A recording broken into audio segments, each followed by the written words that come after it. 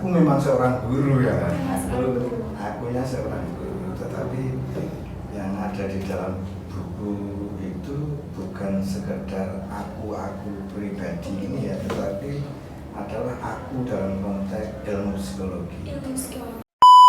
Jadi bagian dari healing kita menuju ke kesehatan secara psikis juga. Karena di situ kan kita bisa meluapkan sesuatu, dan apa yang kita luapkan, kita ekspresikan, suatu ketika akan kita jadikan pelajaran juga. Dan saya juga mengucapkan selamat terhadap program-program podcast yang luar biasa. Semoga tetap jaya dan membawa nama baik.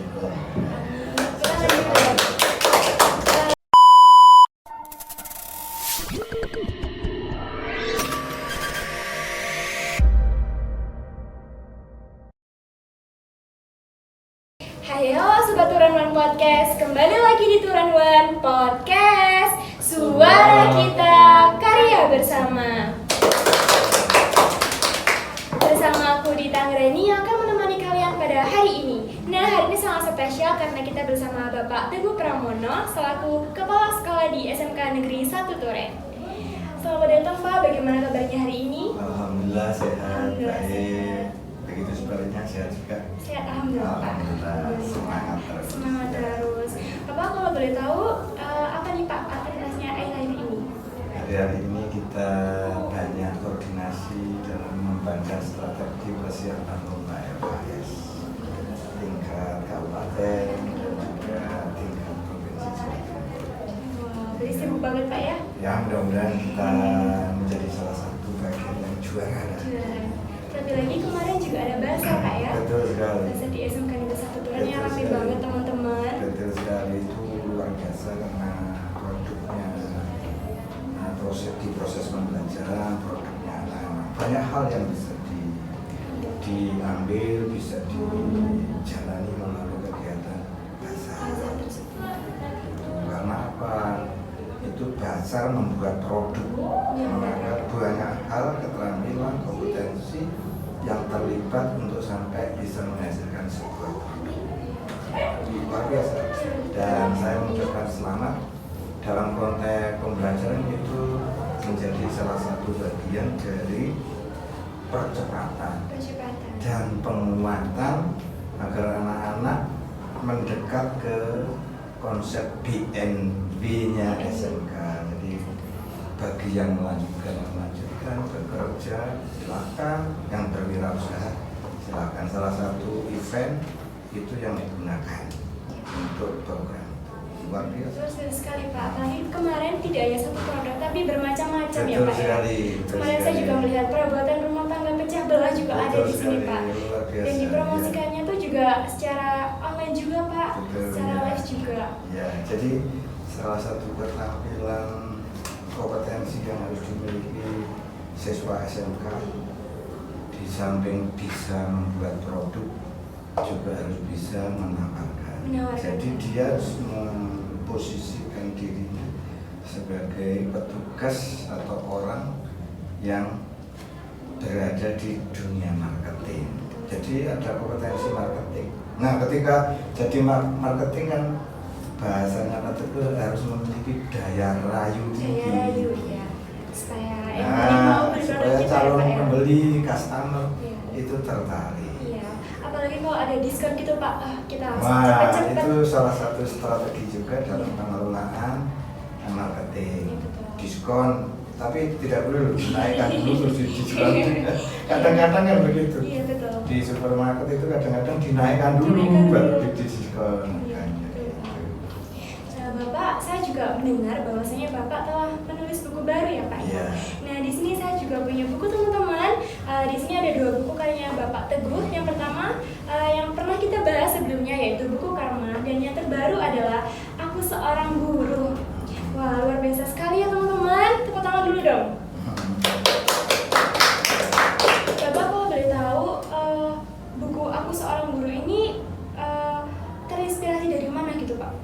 Jadi aku memang seorang guru ya, Memang seorang guru. akunya seorang guru, tetapi ada di dalam buku itu bukan sekedar aku pribadi ini ya, tetapi adalah aku dalam konteks ilmu psikologi. Ilmu psikologi. Jadi di dalam ilmu psikologi itu yang dikemukakan oleh Freud itu aku itu salah satu unsur.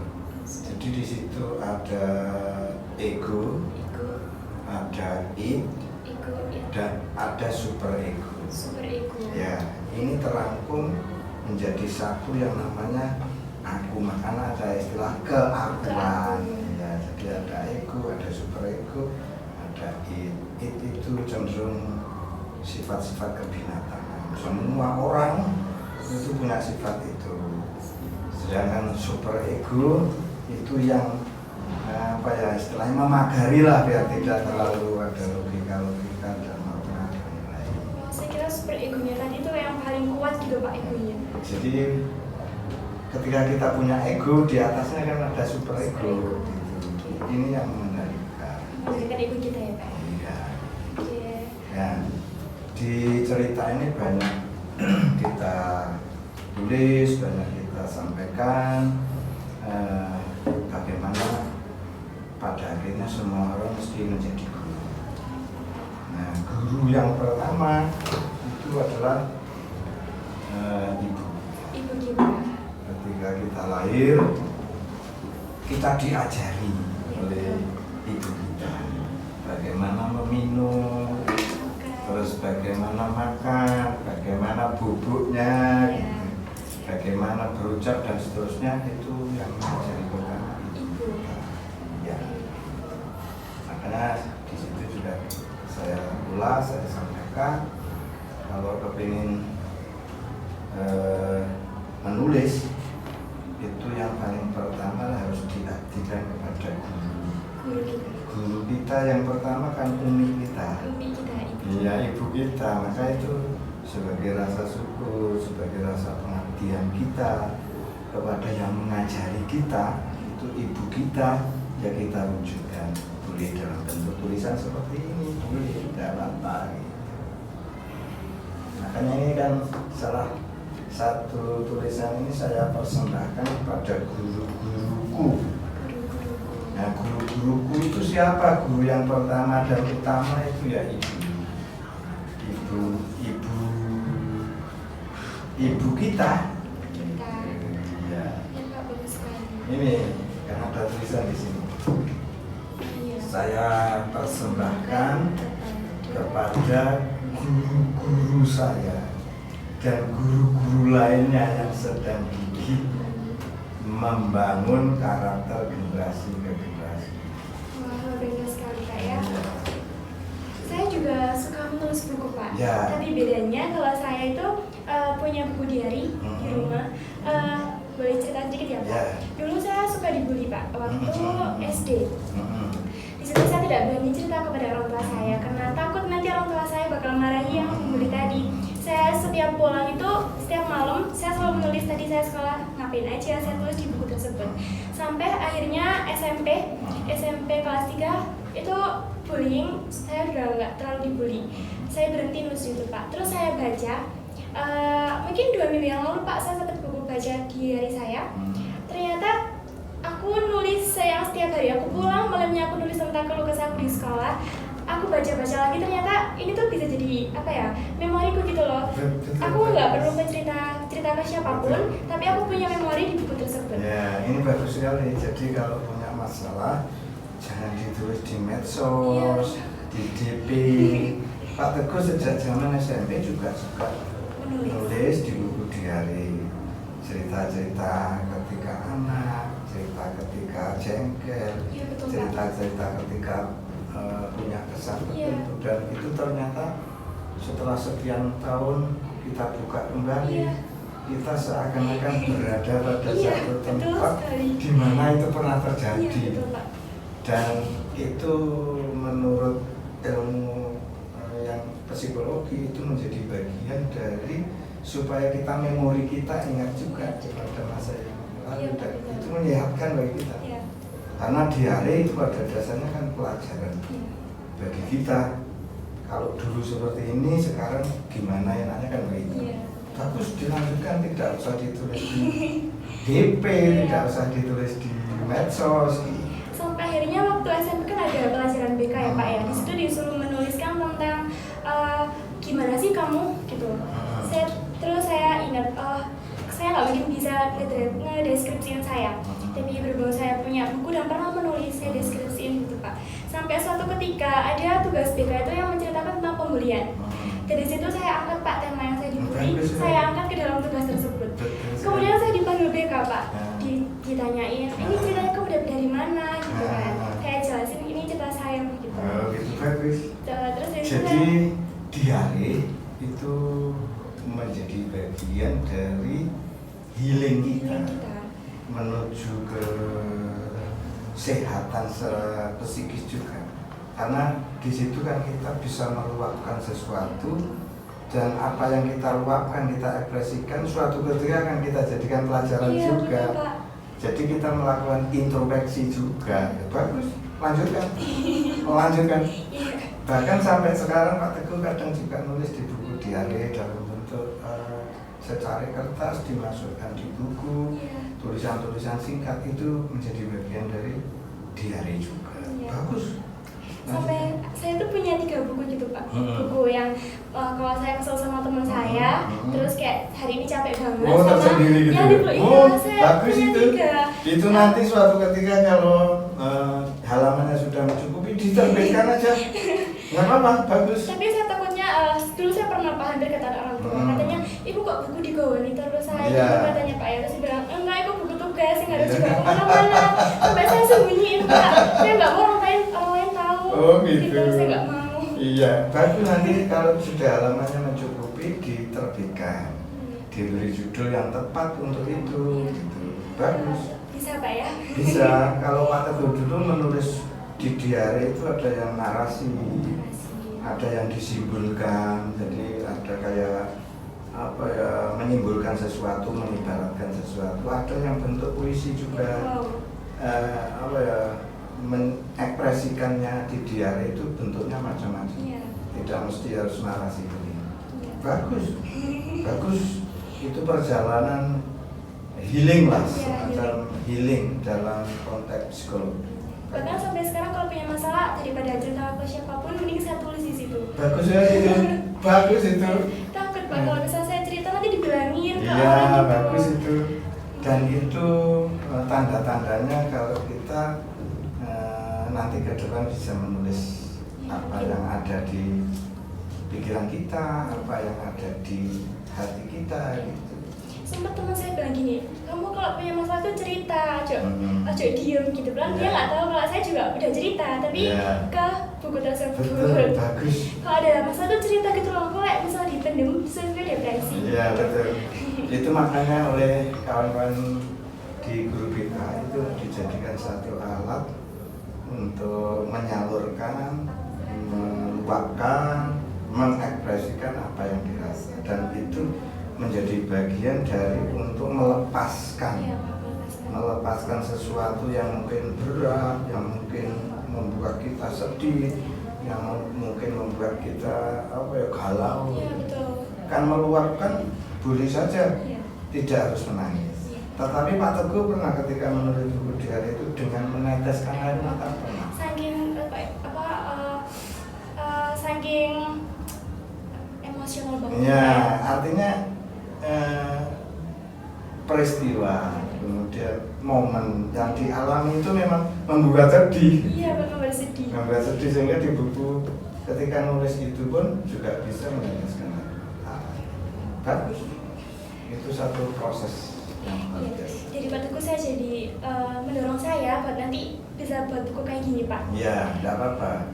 Karena dengan buku itu ada 2 hal lah paling tidak yang bisa kita ambil hikmahnya. Satu, kita bisa mengekspresikan, mengeksplor apa yang kita pikir, yang kita rasakan, ide-ide gagasan kita bisa kita eksplor di situ.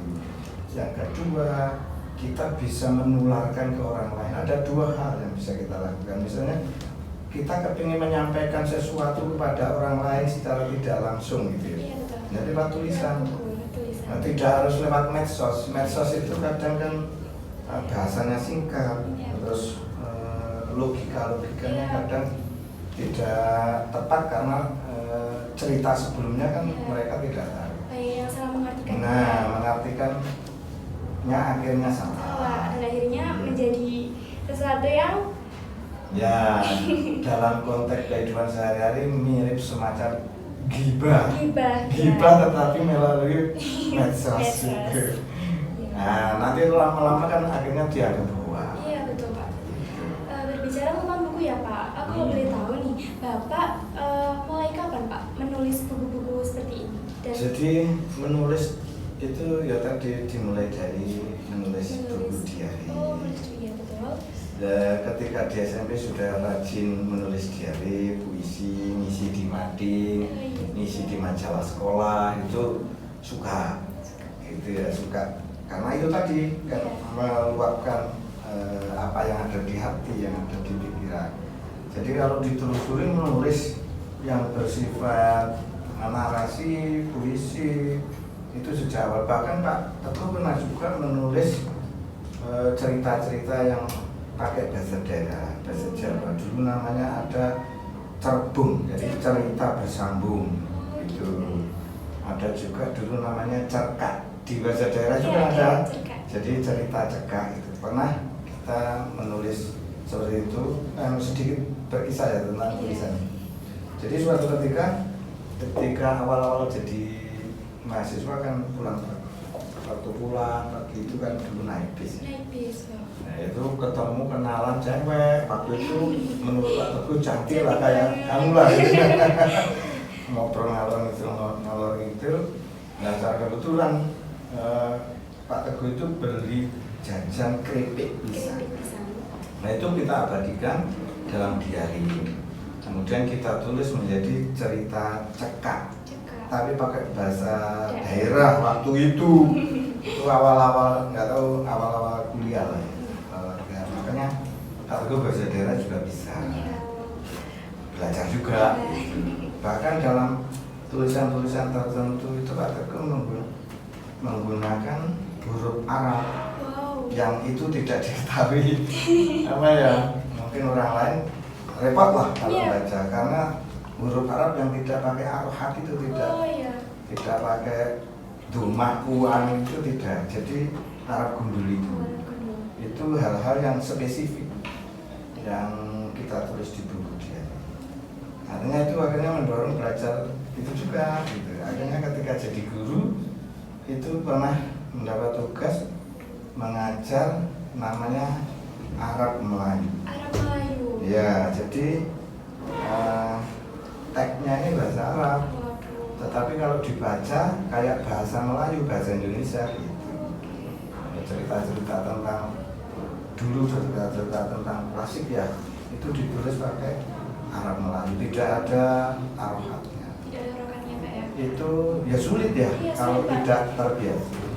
Dan juga karena kegemaran itu juga akhirnya juga ada beberapa kalimat yang kita tulis pakai huruf Jawa, huruf apa Honocoroko itu.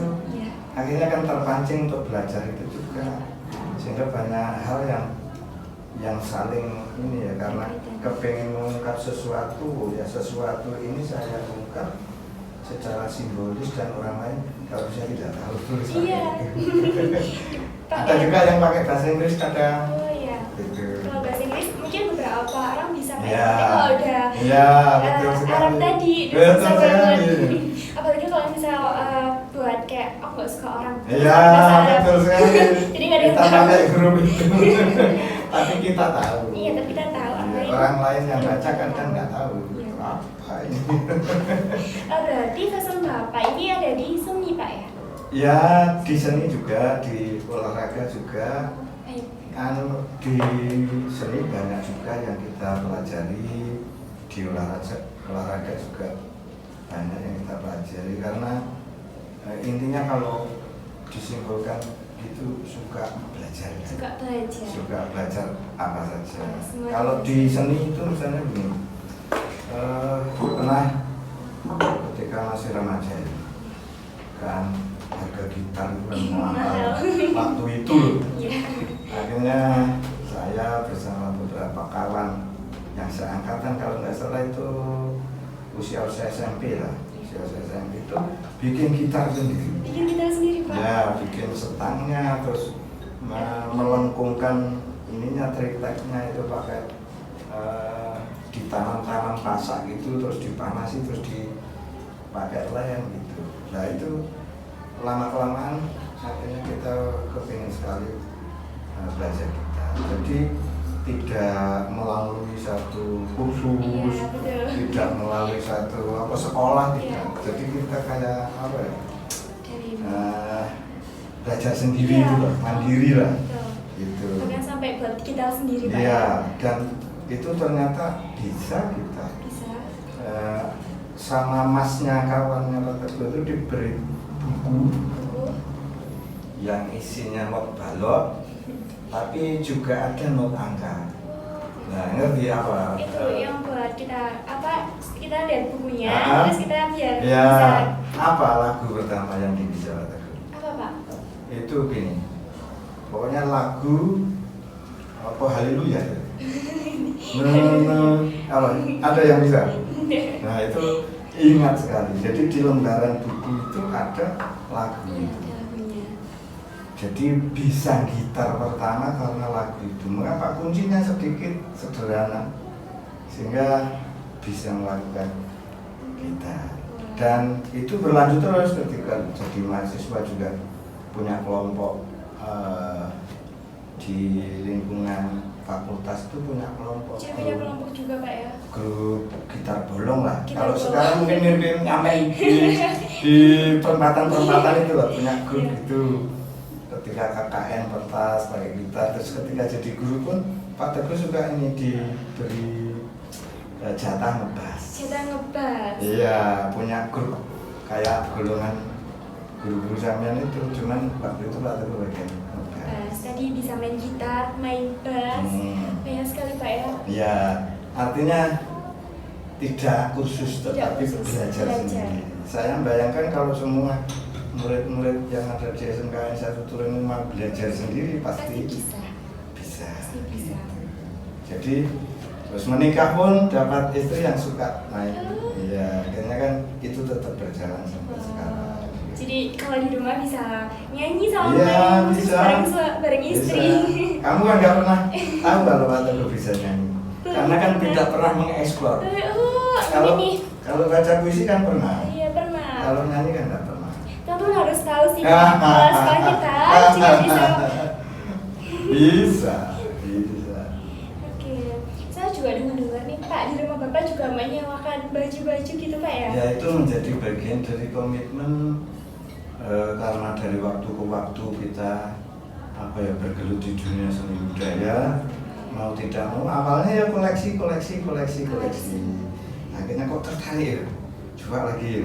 Nah awalnya juga tetangga pinjem ketika ada kegiatan, ketika ada acara anaknya di sekolah, ketika ada kegiatan di kampung. Awalnya begitu. Padahal itu koleksi banyak sekali koleksi. Kalau boleh tahu baju-baju apa ya Pak? Jadi ada yang baju adat. Baju adat kalau kita binekaan itu loh. Iya. Itu kan biasanya pakai itu. Cuman kan kamu tidak tahu Pak. Saya tidak tahu Pak. Nggak pernah tahu tuh Pak Teguh pakai baju begitu. Itu enggak. Memang Pak Teguh berbeda karena karakternya Pak Teguh cenderung suka berpakaian yang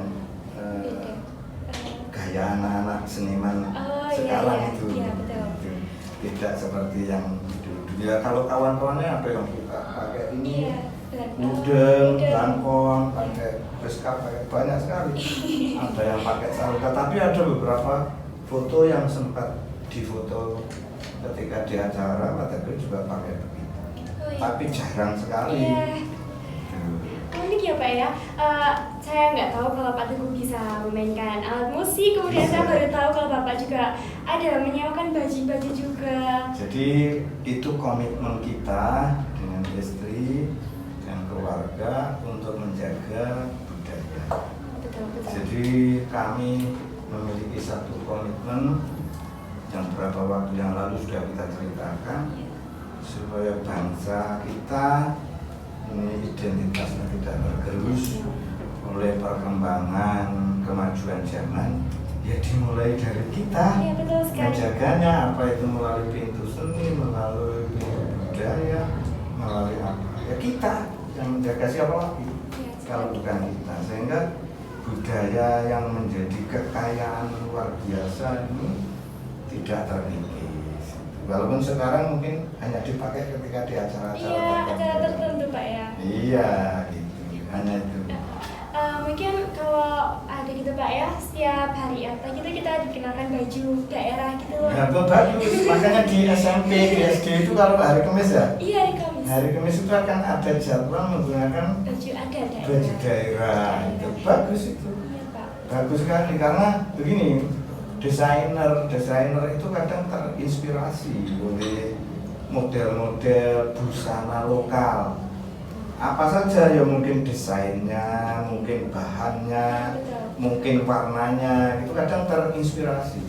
Jadi hal-hal yang sifatnya lokal. Kalau yang lokal-lokal nanti hilang terus gimana? Iya.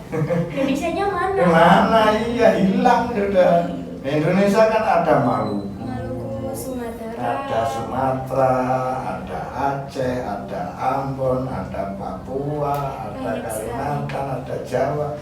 Nanti kan hilang. Iya Pak. Kalau tidak kita berdaya, komitmen itulah yang akhirnya itu menjadi satu bagian dari siklus kehidupan perjalanan hidup keluarga. Pertanyaan. Ya nih Pak, kemarin saya sempat ke ruangan Bapak ya Pak. Ya. Saya menemukan sebuah lukisan nih Pak. Ini dia lukisannya. Ada di foto. Ada saya foto. Iya ada. Nanti di buku saya yang akan terbit itu juga ada. Oh baik. Mungkin nanti. Oh ya. Bisa ditayangkan di lukisan. Di buku yang akan terbit nanti itu juga kita ada lukisan itu, dan itu memang menjadi bagian dari filosofi lah, atau semacam pandangan hidup, cara berpikir dalam mengendalikan amanah tugas.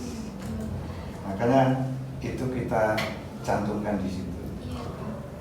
Kalau di buku yang nanti insya Allah dalam waktu dekat terbit ya, itu ya ada foto itu. Ada foto karya-karya. Foto gambar yang ada di ruangan itu. Iya, wayang. Apa itu? Kalau nggak salah itu apa Pak ya, wayang bukan ya Pak? Itu wayang yang seorang pemuda namanya Bima. Itu sedang apa ya, berperang dengan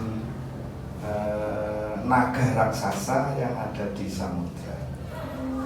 Jadi di cerita itu yang namanya Bima itu sangat patuh, sangat tunduk kepada gurunya. Gurunya itu namanya Durno. Ya. Nah, gurunya itu memerintahkan kepada Bima itu agar mencari yang namanya air kehidupan.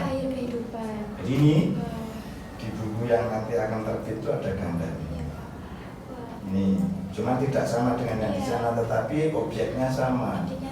Jadi ini Bima itu menjalankan titah gurunya untuk mencari yang namanya air suci kehidupan. Ya, mendengar kalimat itu aja sebenarnya sudah mengarah. Nah, dicari ke tengah hutan, di gua, dia diserang banyak raksasa. Nah, yang terakhir akhirnya dia disuruh ke tengah samudra. Nah, ketika di tengah samudra dia dihadang yang namanya ular naga. Nah, karena si Bima ini pemuda yang sangat tunduk, patuh, dan memegang teguh perintah gurunya, apapun penghalangnya akan dilalui, sehingga ini menang. Ketika bertempur melawan naga, dan ternyata setelah naganya itu terkalahkan, disitulah perintah gurunya tadi yang sebenarnya kalau bahasanya ingin mencelakai lah aslinya, tapi karena sangat yakinnya si Bima ternyata tidak terjadi celaka. Justru setelah mengalahkan naga ini mendapatkan hikmah satu ilmu yang disebut air suci kehidupan. Ternyata kalau kita kepingin sejahtera, kepingin memiliki kehidupan yang lebih baik, memiliki kehidupan yang yang lebih sejahtera, itu tidak usah kemana-mana, tapi harus bisa menyatu dengan dirinya sendiri. Adanya ada di dalam cerita ini dikatakan gurunya itu ternyata yang mirip Bima ini, tapi makhluknya kecil. Bima disuruh masuk ke telinganya, dia masih menggunakan nalar, ya enggak mungkin aku masuk ke telingamu kan kecil. Akhirnya diperintah lagi, silakan masuk aja, nanti begitu di lubang kamu akan tersedot masuk. Nah, akhirnya dia patuh dengan perintah itu, mendekati telinga, masuk juga. Nah, disitulah ketika masuk itu banyak ilmu yang didapat, pelajaran yang didapat, yang salah satunya adalah pelajaran tentang kehidupan. Bagus ceritanya kalau nanti mau baca. Tapi kalau yang di buku ini ceritanya bukan cerita sastra ya, tapi hanya sebuah cerita yang untuk membawa ke satu gagasan. Mengapa di situ perlu lukisan itu? Jadi memiliki filsafat atau filosofi yang mengarahkan, mengendalikan cara kerja Pak Teguh. Iya, betul. Cara berpikir Pak Teguh dalam memanage, menjalani tugas-tugas sebagai kepala sekolah. Biar tereng lah, itu ada pelajaran di situ. Iya, betul. Nah, guru-guru Pak Teguh selalu kepala sekolah siapa? Satu, ya kondisi nyata yang ada di lapangan ini guru juga. Jadi misalnya kok hari Senin kok banyak bapak ibu guru atau siswa-siswa tidak pakai seragam, itu guru dipelajari kenapa kok terjadi seperti itu. Nah, akhirnya diambil kebijakan. Oh, ternyata ini seharusnya Senin pakai seragam begini. Kok banyak yang telat? Itu guru dipelajari bapak-bapak. Nah, guru kedua siapa? Peraturan. Jadi peraturan-peraturan yang mendasari profesi ini, yang mendasari jabatan ini. Guru yang ketiga apa? Ya kita berguru juga pada kemanfaatan kita untuk apa? Bekerja ini, menduduki jabatan ini, menduduki posisi ini untuk apa? Itu menjadi bagian dari guru. Jadi minimal ada 3 guru di tempat bekerja. Gitu. Nanti kalau suka nulis, begitu juga. Iya Pak. Semoga bisa menjadi penulis juga Pak ya. Amin amin. Karena banyak sekali cerita yang harus dibukukan. Iya, dibukukan. Seperti yang kita ketahui bersama, bahwasannya Bapak Teguh akan memasuki masa pensiun ya Pak ya. Ya. Bagaimana nih Pak perasaannya? Jadi saya ketika purna itu secara kedinasan di jabatan itu di perasaan sudah purna gitu. Sudah purna. Iya. Padahal ini masih kurang loh. Iya, masih kurang beberapa minggu lah. Tapi di perasaan sudah purna. Tapi dalam hal konteks perjuangan di kehidupan itu masih belum. Belum. Kesibukan Pak Teguh masih sangat banyak sekali, khususnya dalam kehidupan sosial budaya.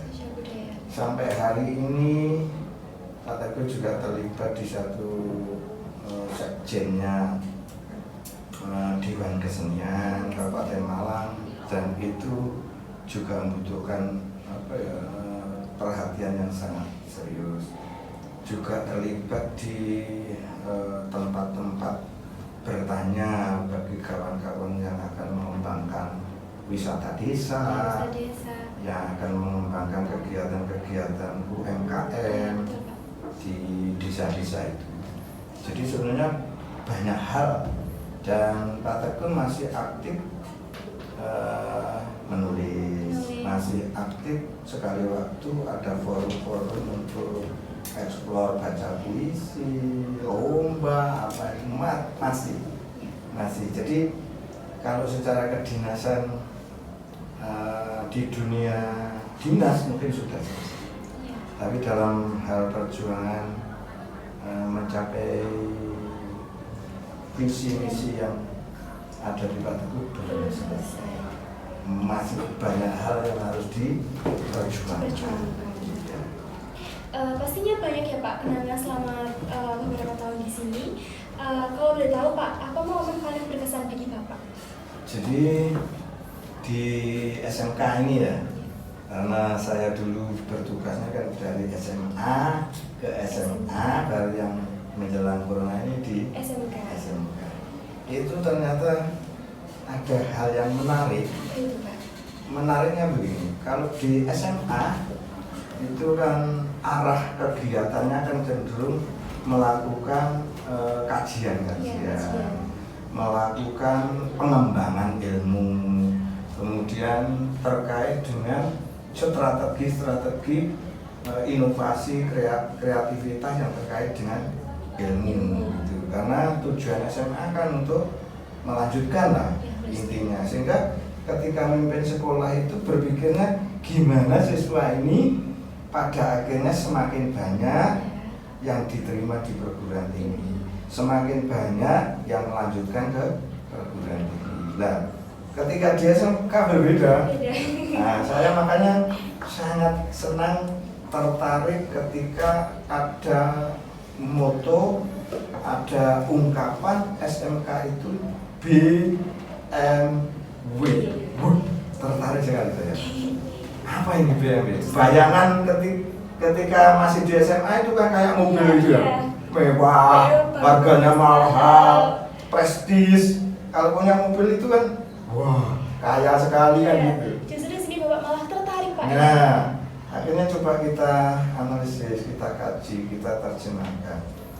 Ternyata anak SMK itu memang harus didekatkan ke B, ke W, harus didekatkan. Jadi untuk siap bekerja atau menjadi wirausaha. Makanya kemarin kegiatan itu saya sangat senang, karena itu menjadi bagian dari percepatan penguatan siswa menuju B sama W. Jadi dilatih itu, karena di situ kan ada manajemen, ada macam-macam lah kompetensi yang dikembangkan gitu. Jadi kan tertarik seperti itu. Akhirnya pola pikir Pak Teguh jadi berubah. Kalau dulu lah kita bikin rancangan-rancangan agar anak-anak studi lanjutnya tinggi, sekarang berusaha nge-push di tracer. Jadi mengkaji, menganalisis, melacak, mendokumentasikan siswa SMKN 1 Turen itu kemana saja setelah lulus, bekerja di mana, linier sesuai jurusannya apa tidak, itu kita kaji. Berapa persen yang sudah bekerja, berapa persen yang jadi wirausaha, terus sisanya yang melanjutkan berapa, itu ketemu. Pada awalnya ketertarikan Pak Teguh itu sebenarnya bertolak belakang dengan misi besar SMK. Jadi begini, jumlah SMK ini waktu itu kan diproyeksikan 70%-nya SMK, 30%-nya SMA. Pak Teguh membayangkan kalau begitu generasi kita ini nanti akan dibawa jadi tenaga kerja. Nah, bayangan Pak Teguh lulusan SMK itu jadi tenaga kerja apa? Itu yang awal-awal ya. Nah, ternyata kan jadi tenaga kerja yang tidak bisa menduduki posisi tertentu karena masih awal gitu. Tetapi bagaimanapun juga dalam perjalanan ini nanti kan pada akhirnya juga bisa. Sehingga lulusan SMK nanti akan melengkapi kebutuhan tenaga kerja di dunia industri, di dunia usaha, di pabrik dan lain sebagainya. Makanya salah satu program yang kita ambil kan ada teaching factory itu.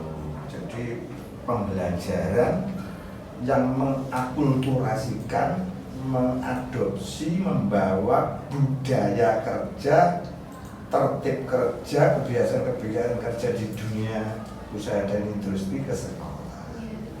Itulah itu supaya dekat ketika lulus gak kaget. Bekerja itu ternyata begini, dimarahi bosnya, disuruh begini, suruh begitu, suruh bawa sini, angkat itu, biar gak kaget. Ternyata harus tepat waktu, telat 5 menit gak boleh, dimarahi lah. Itu supaya budaya itu terbiasa di sekolah. Makanya saya berharap seluruh siswa harus sadar itu supaya nggak gampang dipecat. Iya betul Pak, supaya nggak kaget Pak ya. Sebelum kita bekerja kita juga PKL, jadi tahu simulasi kerja nanti kayak gimana. Betul, ya betul. Makanya program PKL itu di kurikulum baru kan dibuat 6 bulan. Iya 6 bulan. Sebelumnya itu kan hanya 2 bulan, 3 bulan gitu di kurikulum sebelumnya. Itu sebenarnya dalam rangka mendekatkan itu. Karena kalau hanya 2 bulan ya kurang lah, belum terserap kebiasaan-kebiasaan itu. Iya, teman saya juga pernah bilang gini Pak, aduh PKL pasti nih kalau gue di sini udah membayangkan dimarahin ya Pak. Begitu. Makanya sebelum dimarahi orang di sini dimarahi, digembleng, kalau telat disekrap, ditanya sana sini supaya nanti ketika terjun ke dunia kerja tidak kaget gitu. Sekarang begini, misal ya, kita punya 50 tenaga kerja, sehari ada 2 yang terlambat.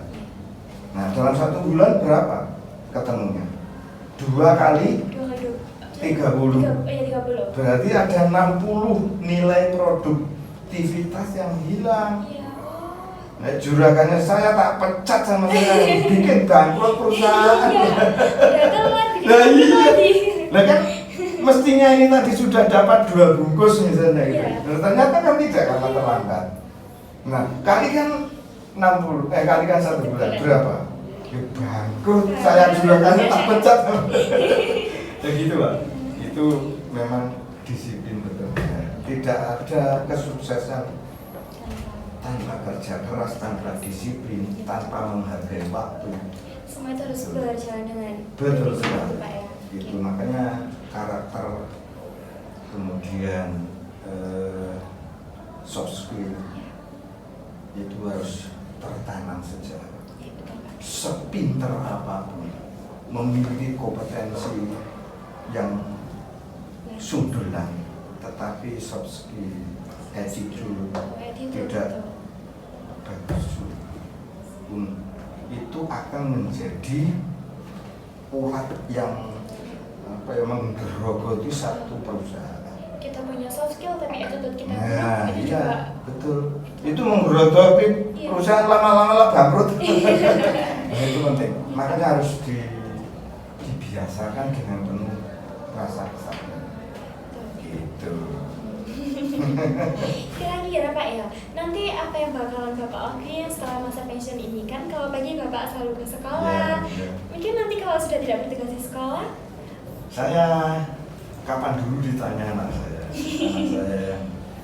yang sedang menempuh pendidikan S2 itu ditanya waktu makan-makan di kafe, di rumah makan, tanya nanti kegiatannya apa?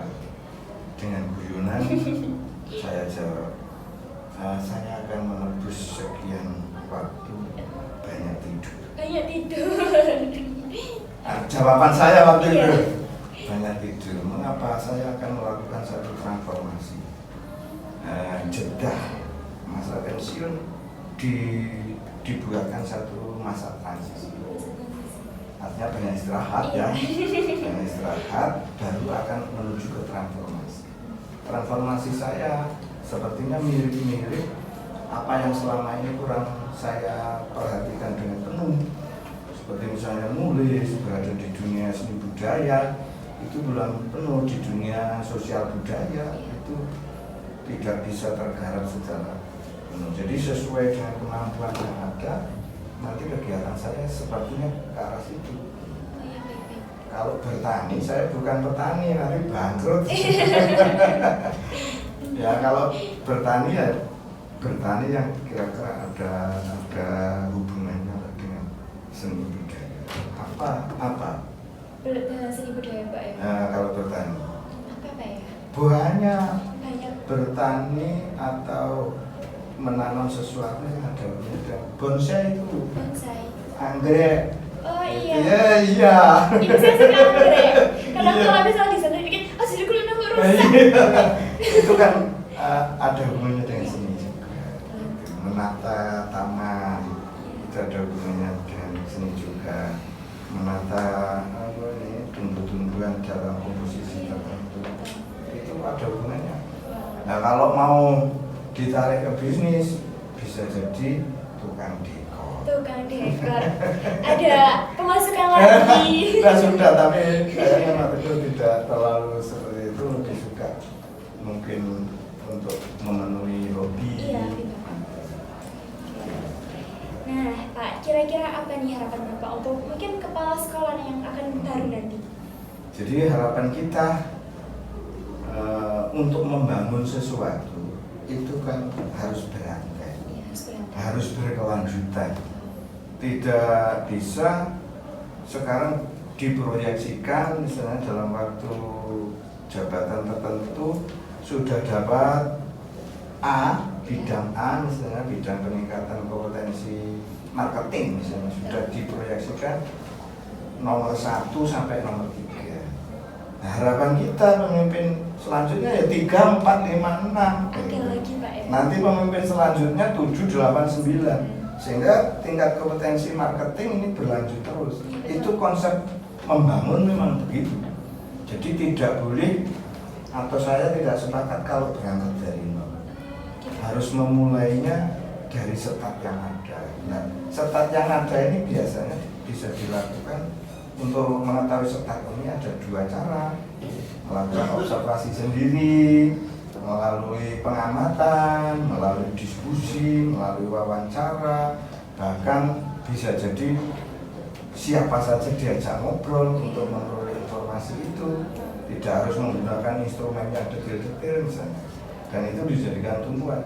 Pak Teguh ketika memasuki ke dunia yang baru selalu mencatat sesuatu yang kita temui.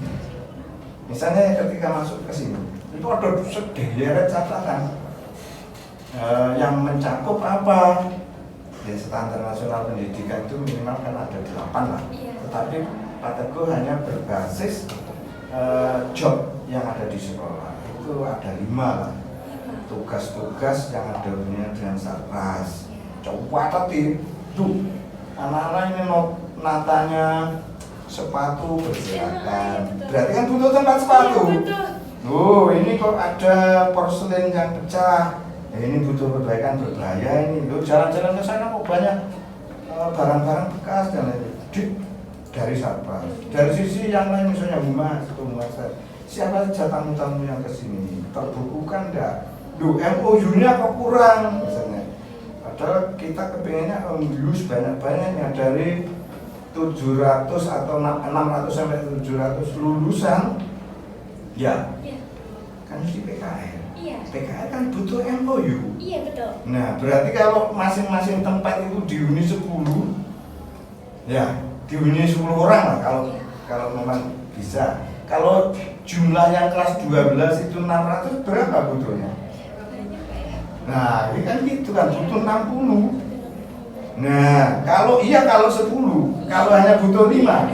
Nah, makanya di kehumasan juga begitu, di aputan-aputan di web, di IG, di Facebook, itu kita lihat, kita kaji juga. Kok begini nih webnya tahun berapa ini? Yang sekarang mana? Itu dicatat. Misalnya dari sisi kurikulumnya pengen data-data yang terkait dengan proses pembelajaran, terkait dengan nilai-nilai, Kesiswaan juga begitu. Jadi berbasis pembagian job di sekolah itu ada 5 lah, ada humas, ada kesiswaan, ada guru-guru, ada sarpas. Terus satunya ini yang ada hubungannya dengan Bapak Ibu guru, namanya SDM, ya, sumber daya manusia. Itu yang kita lihat. Misalnya, mengapa kok harus ada pincer? Pincer ini lengkap apa tidak? Butuh berapa? Mungkin ya siswa ini pakai pincer.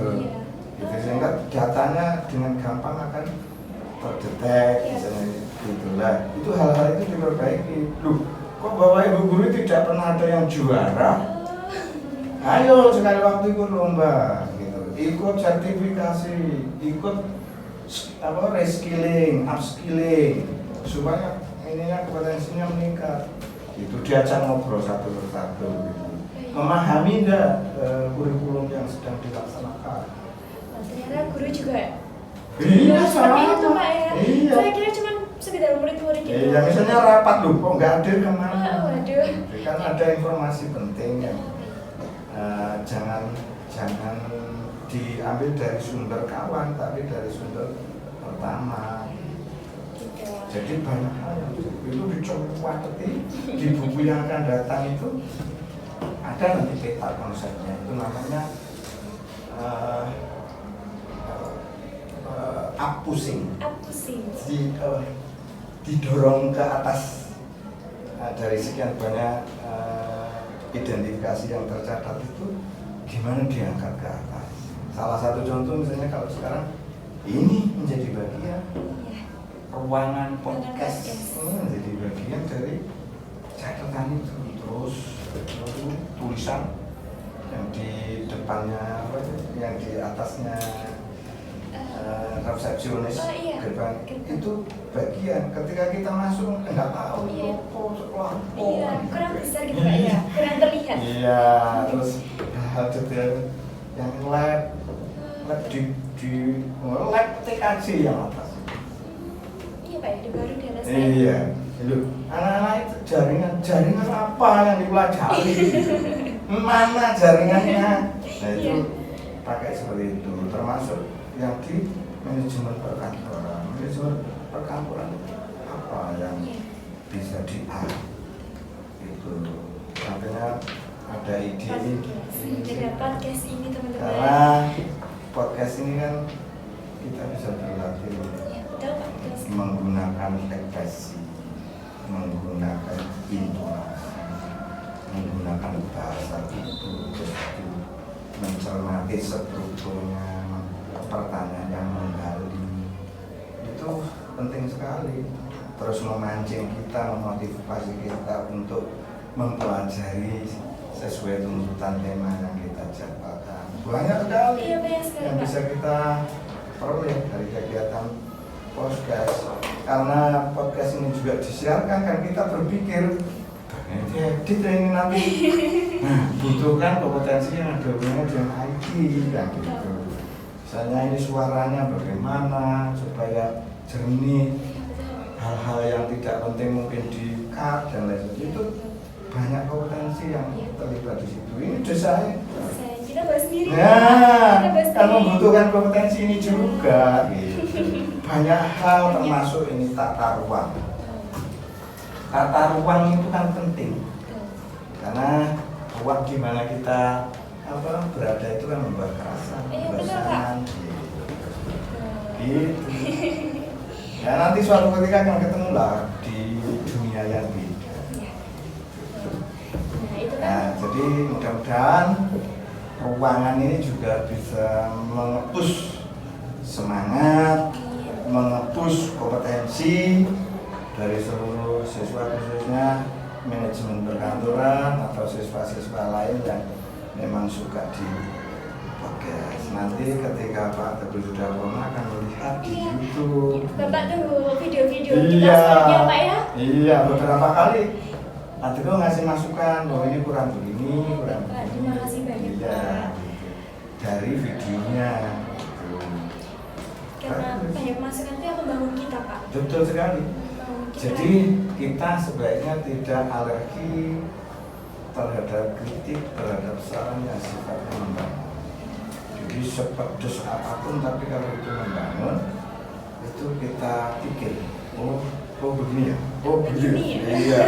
Nah, itu penting sekali. Iya. Makanya di setiap tulisan itu kan ada kata pengantar, dan di akhir kata pengantar itu selalu ada kritik dan saran yang sifat membangun, selalu penulis terima. Kan Iya, betul sekali Pak. iya.